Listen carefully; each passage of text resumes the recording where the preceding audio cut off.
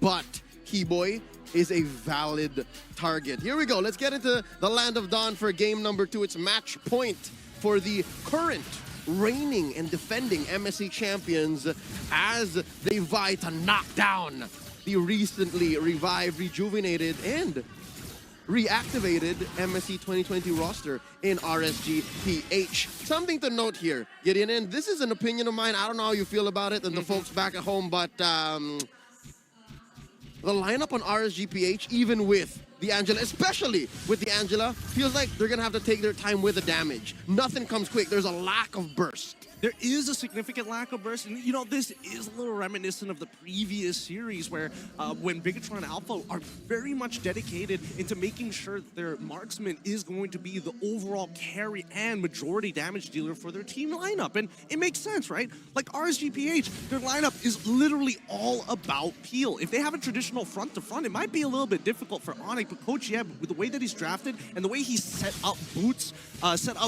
on this Arla, he is getting ganked, but can he get out of this? Force the flicker, at least they got a resource out of him. He's doing fine. He's all right. Up top, though, let's check in on the rotations as Light juggles Keyboy and Kyrie very low. He's getting way too low here, and Light has to use that flicker. Aqua just keeping an eye on him, making sure that if he is needed, he's able to respond. No early double kill for ONIC just yet. Yep, just as that happened, a slight tease of what's to come. We showed the emblems, and there's nothing much out of the ordinary, save for maybe the fact that Nat's glue is rocking a common emblem. The biggest problem nowadays, especially if you are... Wait, hold on here. Nat's having to use split super early on to hold them hostage for as long as possible. He's going to get on top of Boots here. Ooh, doesn't pull him back into the pit, but instead Boots able to use the Vengeance to close the distance towards that Gold Crab. Looks like Kyrie, he's thinking about it. One last dash. Hard guard activated. Like Divine Beast, and he takes it away. Demon Kai trying to run, but Puppet on a string immobilizes him. Final slash coming in for Boots to try and catch anybody. ONIC back off, and RSGPH, they lose a turtle. That which RSGPH lacks, ONIC provided. You see that burst? You see Kyrie taking the stacks from the gold buff and like, already 3, 2, poof, plus the retry. Could have sworn this young man had 2 thumbs on his right hand. It's so visual. No, because that's what we saw, right? Like, that's exactly how you explain how Kyrie stole the turtle for ONIC, because you could have sworn RSG was going to have it. I agree. I totally agree with you here. But with the rotation coming in from Kyrie, RSGPH are giving him a lot of respect. They know that in this stage of the game, he is going to have some relevant damage if he has electrifying beats ready to go. But like Mirko mentioned earlier, right? They were hoping to put Iman on that Purify, you know, force him into that situation. But Iman, he's like, no, I'm going to greed out for this. As long as I don't get hit, I'm going to be able to flicker out of some tight situations. Yep, this is martial arts fundamentals. Don't make your block just a block. Turn it into an attack. So as he flickers back, he's throwing out more light wheels. So that's where he's put in to this machination of RSGPH's all-in lineup. We'll see how that works and exactly when it kicks into gear, because as it is, there's very little damage that RSGPH is presenting. Yeah, it really is. Iman, he really has to pull out some Wing Chun here to make sure that ONIC, it doesn't really get to punish him. But it's tough. It's really, really tough, right? Because if we're talking about, deep striking missiles, Kyrie, #1. And it's reinforced with the extra bit of shields coming in from the hard guard. Aqua flickering forward, but doesn't find enough distance to land the Divine Judgment. Oh. Since game 1, and this is coming from a big Aqua fan, Aqua's been playing on Aqua-like. This is uncharacteristic of this mid laner. I'm a big fan of him. Could have sworn he was going to get the nod for MVP in MSC 2022, but here, it's difficult to imagine how they're going to ramp up into the mid game. He gets caught by an ultimate splash! Yeah, he pulls on in, and here we go! Numenov blast onto 3, but Kyrie's walking right on up. Demon Kite's able to take the turtle just in time. Electrifying beats, dealing some decent damage, but really isn't enough. Aqua's death allowing RSGPH to take a turtle. All right, it could have been worse, but at least, okay, hear me out. Weird trades like that couldn't be punished as hard as usual is good for a lineup that wants to scale.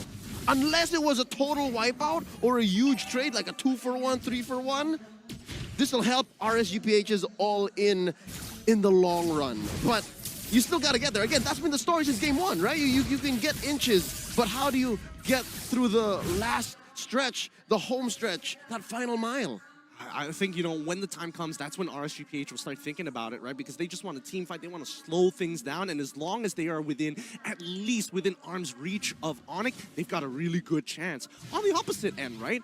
ONIC, they probably want to be the ones being the aggressors. Wait, hold on. We see once again, Kyrie is able to get on top of Iman. The quick flicker isn't enough for the electrifying beats. He closes the distance. Demon Kite locks him down. Moving on blast as well has been utilized. Sands! It takes big damage, but they've already lost Kyrie. Iman and Light are down. And now the chase coming in as Nats is able to join in the middle of the fights. Boots nowhere to be seen. Keyboy will fall for a 2-for-2 trade. Scrappy team fight and an eventual victory for RSGPH, but what has that bought for ONIC? Well, an opening down bottom. Boots is gonna make the most of this absence in the bottom lane, and he's gonna push tier 1, shrinking the map for Eman. And this opens up a problem. Oh wait, oh, close call. Kyrie secures. He secures, but let's also notice the collapse on towards Light's side. And Boots popping his ult as well. Boots forcing to flicker on out of there. And funny enough, Sans not even thinking about saving Boots' life. He knows he's going to be okay. Stop side. Potential dive coming up as CW. Oh, the Heart Guard is going to save his life from this dive. Nats and Aqua, they're on the run. But CW is like, no. Yes, pull me closer. I want to get closer to Aqua. But no, it's fine. Keyboy down, and as well as calling in Kyrie. They want to dive 2v2 electrifying beats as well. Locking him down. They finally kill on towards Aqua's side, and now Nats all by himself without split is left to dry underneath his turret. That's going to be 2 kills for the side of ONIC. Oh man, art imitates life, just like how we are in the home of ONIC in Jakarta. They're making the Land of Dawn the same thing. It's like they're in control of every single entry point, and ONIC knew clearly that RSGPH were taking the turtle, and they made the most of it and punished top lane. CW is trying to clear out this wave. It's blazing too wet. Even Sans holding on to his trigger Hello. finger. Boots is taking way too much damage, and all right, he gets the back off for now. Even RSGPH respect the fact that the Heart Guard is quite the hair puller. All right, looking at the item game so far, Nats has a interesting build here. He wants to respect the damage that Kyrie and Sans are putting on the board, and then from there he'll build physical defense. Looking at Aqua, has a Clock of Destiny here. Eman at least is just down to 100, 300 gold. That's actually not too bad considering everything that's happened across the game. With the biggest lead going on to Kyrie so far with a 1.2K lead, it's great, right? Holy Crystal, 8 minutes into the game. And you can expect that the Blood Wings are up next, right? That's just how Joys are built in the current metagame. RSGPH making the most of the relative silence in team fights for the past couple of minutes, pushes up top. This is already, Giddy, I gotta say, much better than game one. Significantly better, in a matter of fact. However, I am a little concerned for Aqua right now. Let's see whether he recovers from that sort of mental damage after not having to play the game at all to now, possibly being the key to breaking open ONIC. All right. Some good news to that. Again, the bad news is exactly what happened already. The good news is something tells me maybe he's loading. Maybe he's downloading what's happened in game one. And so far, what the early and mid game looks like here, and then eventually he'll break out into those last moments from game one. Remember that, wherein they played that defense in the base so well? And now it's all the more possible. The propensity for plays like that to happen in game two has just skyrocketed. And that's why RSGPH just making sure that mid-tier 1 does not fall. They don't mind having no side turrets at all, because that means ONIC would have to go super deep in if they want to even put any points of damage into the inhibitor turrets. Yep, again, taken off from where they left off in game one playing Possum, but here they're keeping it closer to their chest. ONIC with a 2,000 gold lead, and RSGPH says to that in their face, how about we dance? Lord Dance already up, 9 minutes, 30 seconds in. Boots?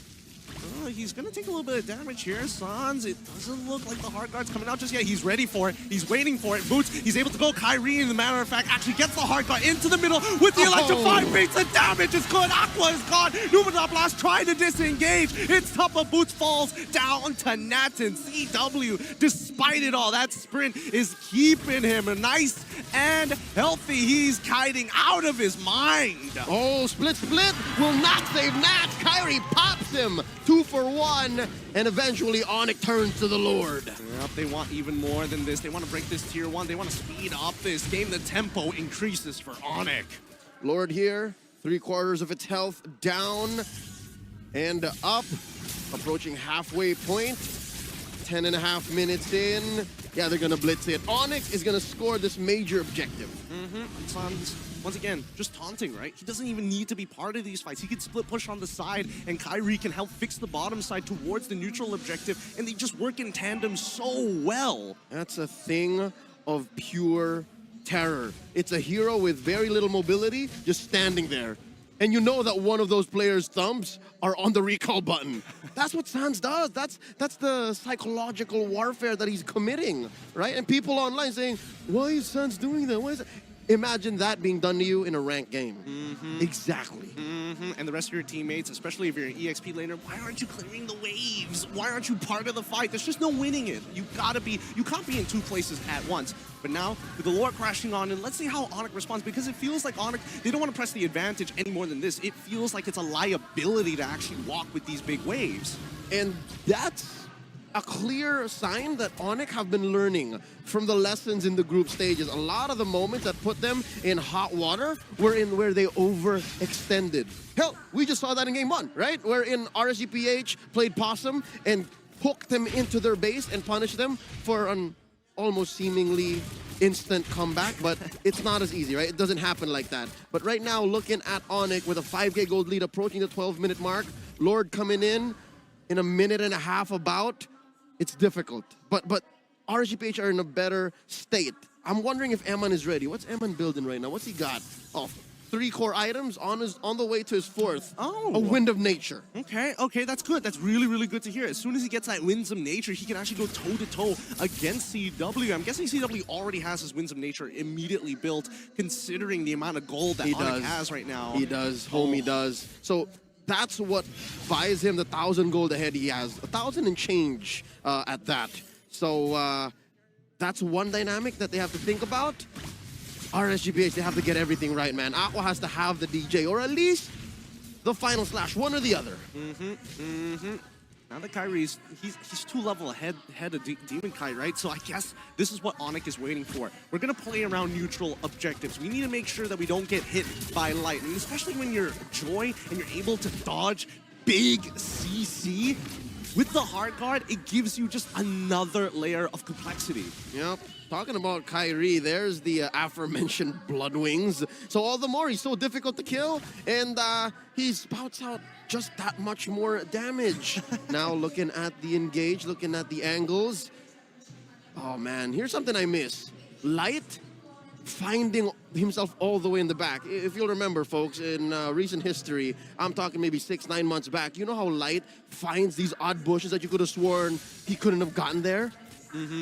It's just so odd. RSGPH are playing so conservative now. Exactly, but ONIC, you've seen their preparation before. That's how they won game number 1, right? Just raw preparation. Coach Jeb's genius, the pose, it all comes in together. That's right, and now, come to think of it, maybe it's less how RSGPH are conservative. Maybe ONIC are just cleaning up these bushes so well that Light can find himself in. Again, it's Boots here at the front.